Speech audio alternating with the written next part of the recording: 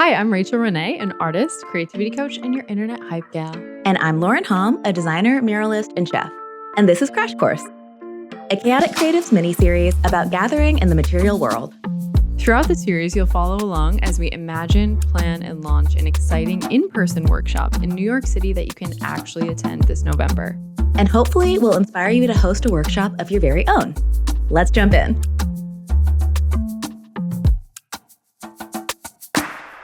Last week on Crash Course, we started brainstorming what we even want to teach at this workshop, and we ended up with Trashcraft. Yeah, we're both really excited about it, and this week we're going to dive into the logistics of making it happen. Yeah.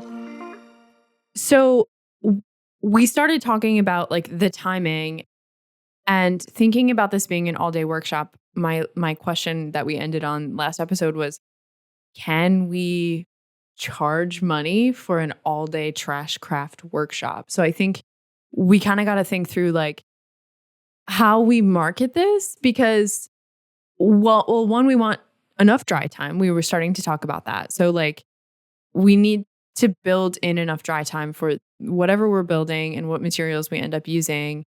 We'll probably have to do some test runs to like time it. Absolutely. Yeah. Okay. This is so chaotic creative This of is us very to us. commit to teaching a workshop for something that I've actually done a lot, Yeah. but have never taught Right. before. Yeah. But people ask me about all the time that I have like tutorials online, but Sure. it's going to be exciting to teach. I mean, that's in another person. reason why teaching in person, like I know we started the mini series off with the why. Yeah. I think people want to learn from people. Yeah. Like I've learned that about myself. Like I can buy all the workbooks and the online courses and anything, but I will learn best if someone is showing me and I get to ask a question while I'm doing it. Yeah. So even if the tutorials are available, there's sure. tutorials available for anything, but I need Sure. someone to show me. So, okay. So Yeah, if you show up, we'll have the trash, we'll have all the stuff. yeah. Okay, so I know exactly what you're saying. We're so excited, right, about Yeah. Trashcraft. Trashcraft. And I think this is a natural part of the creative process too when you're thinking about a workshop. Yeah. Is you land on an idea and you're super jazzed about it. And this happens with creativity and commerce. And then the like business reality sets in of like, okay, how do I make sure that this idea has legs and is worth my time to pursue? Because something we've talked about on this podcast is you need to be compensated fairly. Right. Because if you end up, let's say, spending a month planning and a workshop and marketing it and then teaching it, and you're, dog tired afterwards and you made $100, you will Right. feel resentful. Yeah. And we need to stave off creative apathy and resentment at all costs if we want to Absolutely. make this a sustainable career or at least a long-term thing that's going to be part of our lives. So we are thinking, okay, how do we make this Trashcraft workshop into something that makes us enough money and is valuable to people, like is marketable? Right. And I Yeah. feel like there's a couple different components that we have to Yeah. consider. Like number one, how to market it and show people that it's worth whatever the price point is. Number two, like, do we have enough time to do this thing? Which I think if we did like a 6 to 8 hour workshop. Yeah, I think we're thinking would. it needs to be full day because Yeah. with the dry time, like let's err on the side of caution with the dry time, right? Yeah, We want to yeah. give people, because the two things we're thinking about is even the connotation of like Trashcraft, like the association people have with the word. Mm-hmm. Can we sell like with Trashcrafts, you need a decent amount of space per person to be able to spread out and like make their Right. if your piece is going to be, let's say, at least a foot wide, or Yeah, you need like 3 feet at least. we Yeah. can't have people like, it's not like a lettering workshop where you're just like doing tabletop sketchbook Right. stuff. So we need space. maybe it's like a 20-ish person workshop. Okay. I know, like if we do a full day, I know we had originally thought like, oh, maybe we'll do like $100 price point. Yeah, because you had your pom-pom workshop was $100, right? It was $75. Okay. Yeah, my failed pom-pom Yeah. craft workshop. And like to give people a point of reference too, like you and I teach in-person workshops and online courses ranging anywhere from like $55 all the way to like a couple $100. So Yeah. that's kind of like our range. Yeah. Yeah. Yeah. And like it depends. Like I taught the Play with Clay Mm-hmm. workshop. The ticket price was $55, but I did not do much other than Yes. show up and facilitate Yeah. the workshop. Like I'm not firing the pieces. I didn't buy the materials. And what we're talking about, we will be bringing the materials, renting the space. Yeah, we're doing the whole production. Catering the lunch. Yep. If it's an all day thing, we would probably have some kind of beverages or something, snacks at the beginning, facilitate some discussion, some mingling, get people comfy, cozy set up. So that's like, let's say that's an hour of us introing and mingling and stuff. And then 2 hours of like armature building and starting to apply the joint compound. And then we do like maybe a longer lunch where we do like, we cater in lunch, everyone gets lunch, but we facilitate some discussion where like with fun icebreakers, the silly questions or something like that, and getting people talking and then giving them time to, of course, just like casually socialize. And then we come after lunch and we paint. Yeah, I think we could break up the workshop that way because I think initially when we thought of like, oh, we could do the ideas we were bringing for the brainstorm were like, let's do a short workshop. Maybe it's like a $150 price point. Yeah, a couple hours. But this isn't feasible because for we're that. so excited about this idea, I think. And then we also crunch the numbers. Right. Okay. So Like- yeah, let's crunch the numbers. So like 20 people based on the space that's available at $100 is $2,000. And there's two of us. There's two of us. That's $1,000 each, plus the space rental, $500 or more. Yeah. Plus the materials. It's like just- that's not worth it for me to fly to New York to make $100. I mean, it is for friendship, but not as like, hey, I would like to leave this trip having made money and not. Of course. You know? And I think where we're trying to go with this is like, we want to encourage everybody to figure out like what price point feels good for you, like your minimum price that you would want to walk away from this workshop with, where you're like, that felt like it was worth spending my Saturday afternoon teaching. Yeah. Like maybe you really want to get teaching experience or you love hosting parties. And so you're willing to take a little bit less. Yeah. Maybe you are like running a tight ship and you're like, this needs to be as profitable as possible. There's no right or wrong answer. Mhm. We're falling somewhere in the middle where this is part for friendship, right? Part for the podcast, Yeah. part for the experience of teaching together. Right. But we also like would like to make some money. And I know we were joking earlier, but I think the number that we landed on is we both would like to walk away from this workshop making at least $1,500 each, which Yeah. is rent. Rent. Like, yeah. why don't we try to make rent from this workshop? Absolutely. I think anchoring it to something tangible feels like realistic and like good. Yeah. Like that seems I like think a it's nice also, goal. it feels good to tie it to something like that because it's like, yes, we're creatives and yes, we want to share resources and share our craft and connect with people, but also like this is how we pay our bills. Mhm. And so being able to make rent from this feels good. And then that needs to be our minimum. That's the minimum profit that we need to make. Right. And if we make more, then we can make rent for the podcast, AKA, Great. Yeah. because we produce this podcast ourselves.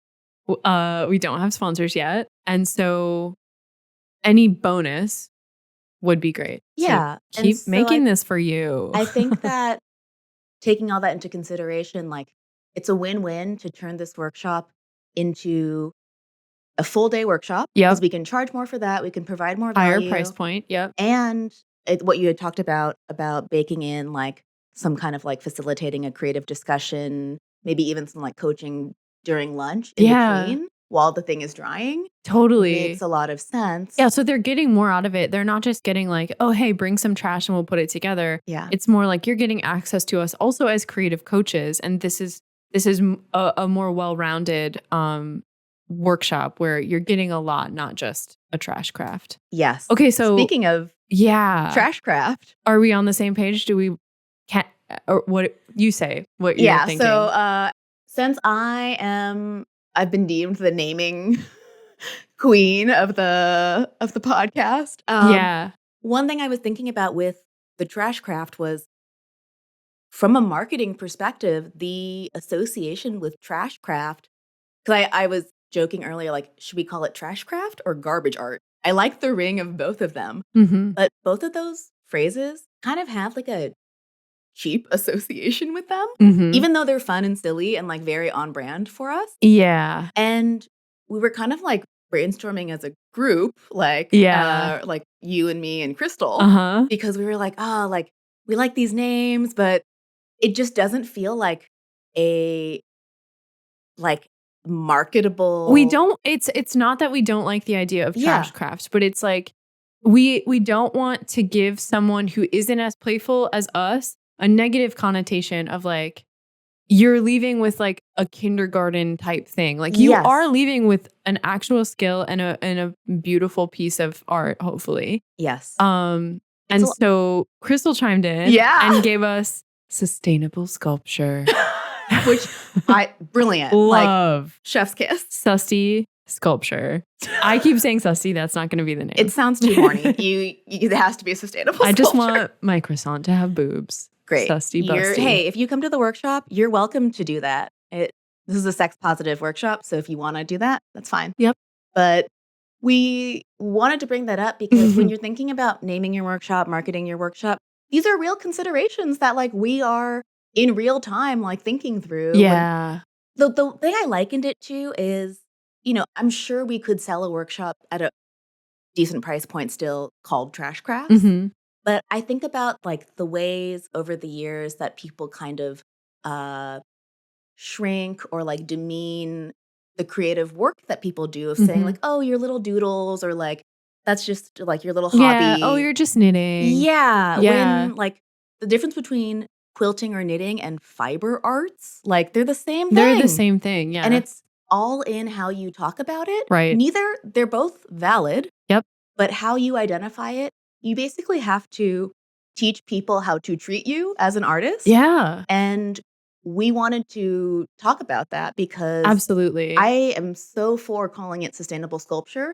And I think we'll be able to sell more tickets as sustainable sculpture than trash crafts or garbage art. Right. And I think part of it is that sustainable sculpture immediately makes sense. Yeah. People understand like, okay, it's also Brooklyn. Something to do with this is going to be sustainable and we're creating a sculpture. Great. But trash craft is like, you almost have to be more familiar with us and our personalities as like playful. Like I very intentionally use language like trash craft, play, gab, goop. I was calling slip at the studio because I was like, it's approachable. But this is not an entry-level workshop. This workshop is for creatives that probably have some level of confidence in their skill, want access to us as creative coaches, not just like, I want to learn how to tape stuff together and paint it. So it's like, we need to figure out, okay, our audience is creatives and we want this to be an elevated experience for them. And so sustainable sculpture very clearly indicates what we're trying to do. Yeah, and I think the way we want to market it now as a full day workshop where you get some kind of like creative community building and coaching involved, like catered lunch, like full day, get off the computer, like, shake things up creatively, work with your hands, get a little bit playful, walk away with some creative insights, hopefully, and a cool little sculpture that like hopefully can just fit in a tote bag, like on your train ride home. Yeah. I think that positioning we're also trying to curate the group of people who are going to be in there. Like, hopefully it's a lot of like working, like professional creatives who want to mix things up. Like, there's a difference between like usually lower price point workshops that I've taught attract some more like recreational like people who want to try things out, and a higher price point tends to attract a more professional crowd. And again, neither's right or wrong. It's just since we are going to be together the whole day, it would be nice to like have a curated group. And so I think the way that you market it, the description that we write, like the price point, these all factor into who's going to show up to your workshop. Right. And I think it's a perfect example of like, it feels, especially as women, we are taught to kind of like minimize ourselves. And I feel like minimizing the crafts or the things that have traditionally been like women forward, like weaving and fiber arts, cooking, all of that stuff. We can talk about it in a sort of minimal way, but also it's our own responsibility to hype ourselves up. No one else is going to do it for you. Yeah. And so like, this is a skill that we're teaching and we can talk about hey, the way that you take yourself seriously is, like you said, you're teaching other people how to take you seriously. Mhm. Like, you gotta be your own biggest hype gal, pal. Yeah. I think people will only take you as seriously as you take yourself. Yeah. And sometimes you want to be taken in a silly way, which is great. Yeah. But for this, we're trying to make money from this workshop. Right. So. And I think I'm a perfect example of like, I would say, known as a silly, playful person, but I take that playfulness very seriously and treat it as a business. Yeah. And so like people know that I am a play resource. So you don't have to like put on your blazer and be like, business casual girl boss unless you want to. But you have to be able to understand like, okay, not everyone is as playful and silly and wants to use fun language from the get-go. So we have to market it to a broader audience that will take it seriously and pay money for it. Yes. Because we want to make rent. Yes, making rent. So on that note, we crunched the numbers and I think that bumping it up to like a $200 or $250 price point. Yeah. I think if we do a $250 price point and if the room seats 20 people. Yeah. Oh, wait. That's not good. Oh, no, the room can seat 30 people. Right. There's a space that I've rented before in Brooklyn for workshops that I think we're going to try to use. Yeah. And so it can seat 30. So if we could do 250, 30, and that's assuming we sell out. Like one thing that I've learned over the years is probably don't assume you're going to sell out. So we need to set that baseline of $1,500. So that's $3,000. So we have to have what, 12, 15? Well, $3,000 plus the space rental, $3,500 plus the materials, let's say, is another $300 plus the lunch. Let's just call it $4,000. We need to make $4,000. Okay. Yeah. Math, boop, boop, beep, boop. So $200 at 20 people is $4,000. Oh, great. So, or we could do 250 and get like 15 people or something. Yeah, which feels safer. Yeah. 250, you get a 6-hour workshop. You get lunch. Probably 7 knowing us. Yeah, you get lunch. You get access to like some facilitated discussion. Plus, we're going to answer your questions. Yeah. Yeah. 250 feels good. Yeah. Like, I always have to remember, like, I've paid more than that to take a workshop from someone that I really admire. Not that people need to really admire us, but, you want to learn from. Kidding. No, we're your friends. We are your friends. We're fallible. Yeah. The human and experience. Admirable. Yeah. As are you. From my own experience as a creative, wanting to learn from another creative, I'll say not admire, but wanting to learn from, admire from a professional perspective. Like, that's the price of a coaching session with us for an hour, right? Yeah, totally. Yeah. So like, you may not get direct one-on-one answers to your specific questions, but we're all going to be gabbing and talking about this stuff. Yeah, if you're comfortable asking in front of a group, cool. Yeah. Yeah, I think that sounds comfortable to me. And for anyone listening, like, your pricing is really dependent on the city you live in, like what you're comfortable charging. Like, if you really want to like try to crunch the numbers, you can look at what similar workshops in your area are selling for. Like, try to use your intuition though. Like, you can charge as much or as little as you want. Like, you should walk away making some money. Don't lose money on the workshop, obviously. Right. But, workshops really run the gamut. And depending on your desires and capabilities too, you might not want to teach a full day workshop. You might like have like chronic fatigue or something and just be down for like a 2-hour one. Yeah. Like, maybe you don't want to be on your feet all day. That's completely fine. And I'm personally someone who's like, if I'm going to do it, I'm just going to like a 2-hour workshop or an 8-hour workshop. Same makes amount no of difference effort. to me. Yeah. You mentioned that when we were talking about it before, because in my head, I'm like, oh, well, let's do 4 2-hour workshops. And you're like, it's the same amount of work, whether we do a 2 or a 4. And if we could just focus on the one content and like slightly raise the price because they're getting more out of it, that feels more feasible from like a production standpoint from our perspective, and less like rapid fire turnover stress. Yeah. But I'm like, maximize my time, which I'll just stay longer and probably also see if I can book some one-on-one calls. It depends on what you have the bandwidth for. Like if you're just starting out, like start small and go from there. I also think like, you mentioned what city are you in? If you're in a rural area, you might not want to try to, market this yourself. Or if you don't, like we have large audiences. And so it's easier because we have newsletter subscribers and audiences to like tap into a broader audience. If you're just starting out, maybe it makes sense to partner with a retail store or library, see if they have any programming budget. I'm doing an abbreviated version of the Prioritize Play workshop with the library virtually. Nice. In September. So by the time you're listening to this, I will have already done it. Sweet.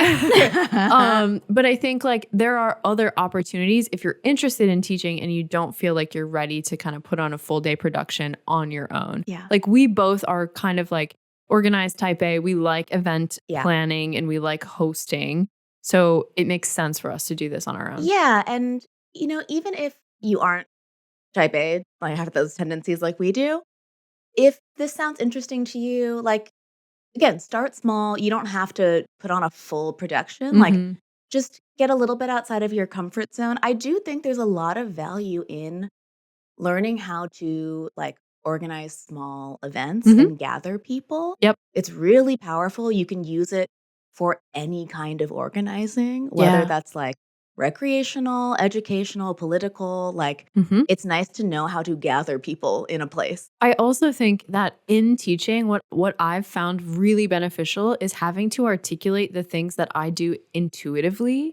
Having to explain those things helps me understand kind of the messaging and the theory that I'm using just sort of inherently. Like the style stuff, for example, like I just really like putting outfits together and wearing weird stuff, but I never thought about like, what are the parameters that I'm choosing?